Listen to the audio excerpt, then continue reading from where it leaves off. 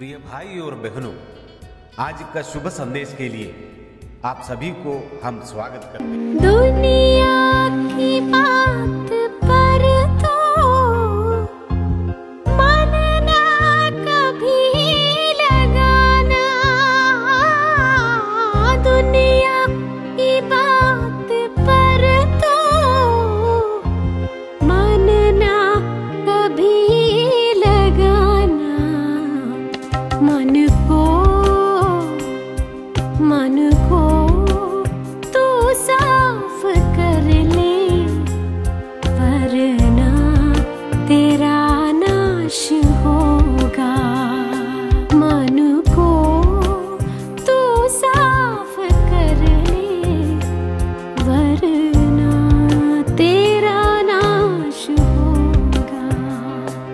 मर कर जहाँ मसीहा जिंदा हुआ हमारा, मर कर जहाँ मसीहा जिंदा हुआ हमारा। आज का संदेश प्रभु के दास टीवी एंटनी अंगलेश्वर से बांटा जाएगा। प्रार्थना के साथ सुनिए। प्रभु के नाम की स्तुति हो। एक सप्ताह प्रभु हमको अच्छी तरह से संभाला, हर एक दुर्घटना से प्रभु हमको संभाला। बहुत लोग इस पृथ्वी से मृत्यु का द्वारा अलग हो गया है, लेकिन प्रभु हमको जीवित रखा। एक उद्देश्य है, अपने परमेश्वर को हम आराधना कर सके।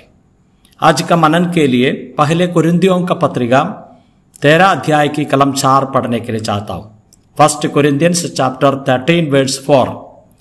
प्रेम धीरजवंत है और कृपालु है, प्रेम डाह नहीं करता, प्रेम अपनी बड़ाई नहीं करता और फूलता नहीं। परमेश्वर का नाम की महिमा हो। पहले कुरिन्थी 12 अध्याय में आत्मा का वरदान के बारे में लिखा हुआ है। हर एक विश्वासी को और परमेश्वर ने आत्मा का वरदान दिया हुआ है।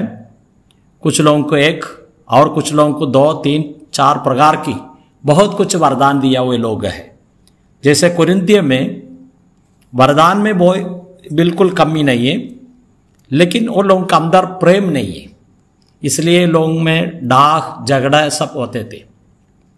इसलिए प्रेरित पौलुस कहते हैं, इस वरदान से भी प्रेम में जीवन जिए।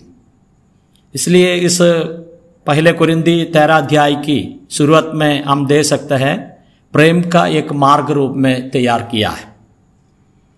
तो इस कलम में 3 बात सकारात्मक रीति से दिया हुआ है प्रेम का विषय में, बाकी सब और नीचे का भागों में सब नकारात्मक रीति से दिया हुआ है।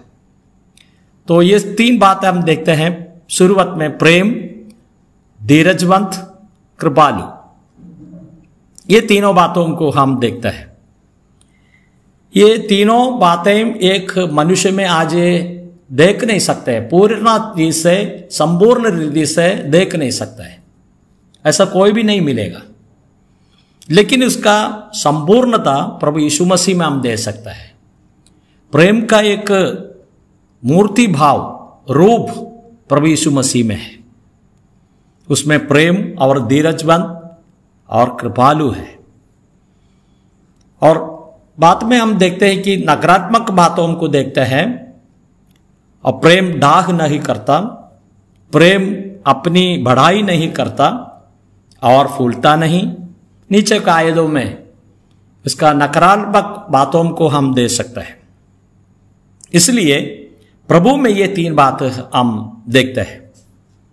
हम पहले यूहन्ना का पत्रिका में इस प्रकार पढ़ते हैं, जो प्रेम नहीं करता वह परमेश्वर का नहीं जानता, क्योंकि परमेश्वर प्रेम है। परमेश्वर प्रेम है। इस परमेश्वर एक मनुष्य रूप में आया, यीशु मसीह है प्रेम। प्रभु में है ये सारे बातें हम दे सकते हैं। प्रेम बोलेगा तो उसमें ये 3 बात है, प्रीति नहीं तो प्रेम, साथ साथ में धीरजवंत साथ में कृपालु, ये सब मिलकर है प्रेम। प्रभु यीशु मसीह इस पृथ्वी में आए तो प्रभु यीशु मसीह में इतने धीरज हम दे सकते हैं।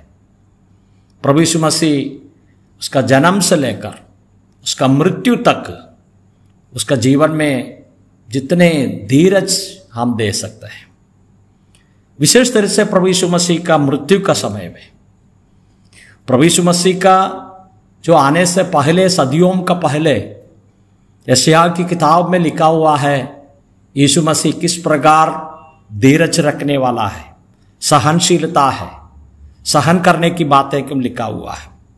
53 अध्याय की 7वीं आयत में इस प्रकार लिखा है, वह सताया गया तो भी वह सहता रहा और अपने मुंह ना खोला। जिस प्रकार भेड़ वध होने का समय व बेड़ी ऊन कतरने का समय चुपचाप शांत रहती है, वैसे ही उसने भी अपना मुंह ना खोला।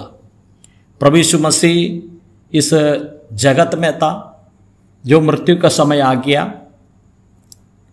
कैयफा, पिलात, अन्ना, ये तीनों अधिकारियों का सामने जो चुपचाप एक मेमने का तरीके, एक भेड़ का तरफ से उसने सारे बातों को और धीरज रखा, सह लिया।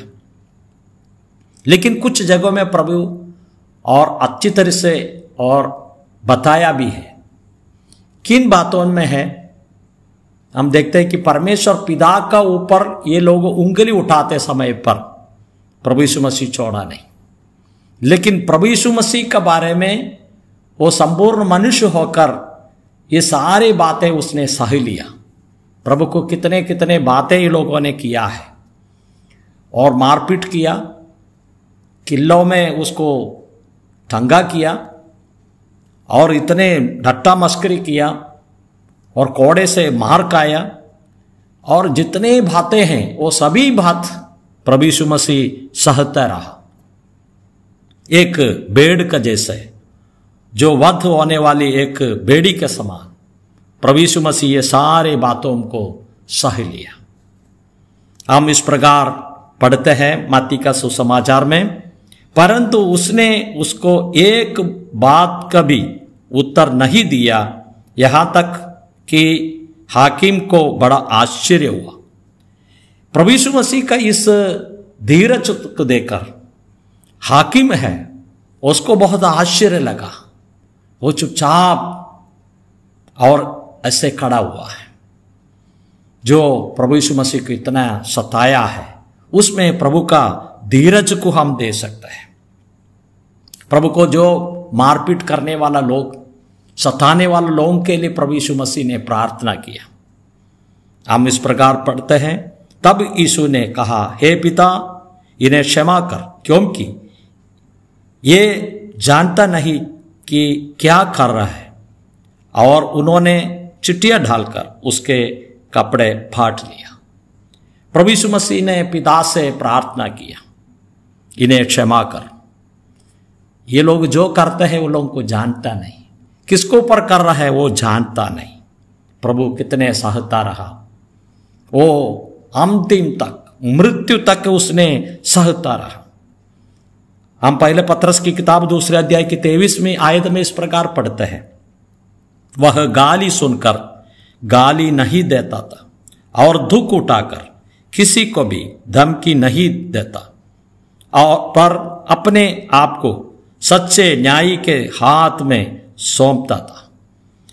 जो मृत्यु होते हैं, मृत्यु होने का समय आ गया तो जो लुटारे, राजद्रोह में पकड़े हुए लोग, जैसे चोर लोग समीप मृत्यु का आज आ जाता है तो समय पर, तो दूसरों को, सिपाहियों को, अधिकारी लोगों को गाली बोलता है, लेकिन प्रभु गाली सुनकर भी गाली नहीं दिया, धमकी दिया हुए, लेकिन धमकी वापस नहीं किया, और ये सारे बातें सह लिया। एक ही उद्देश्य है, और इस आदम की संतान, अब्राहम की संतान को सेवा करने के लिए आया। इसलिए परमेश्वर की इच्छा प्रभु यीशु मसीह के द्वारा उस प्रेम को प्रकट होना है। प्रेम धीरजवंत और कृपालु है हमारा प्रभु। मृत्यु के बाद में पुनरुत्थान हो गया, आज हमारा प्रभु स्वर्ग में विराजमान है, हम आज उसको आराधना करते हैं। हमारे प्रभु प्रेम का एक मूर्ति भाव है और रूप है। जो कुछ दिखना है तो प्रेम प्रभु में देख सकता है। इस प्रभु को हम आराधना करेंगे और स्तुति करेंगे, हमेशा हम उसको स्तुति गान गाएंगे। प्रभु के नाम की महिमा हो। जय मसीह की।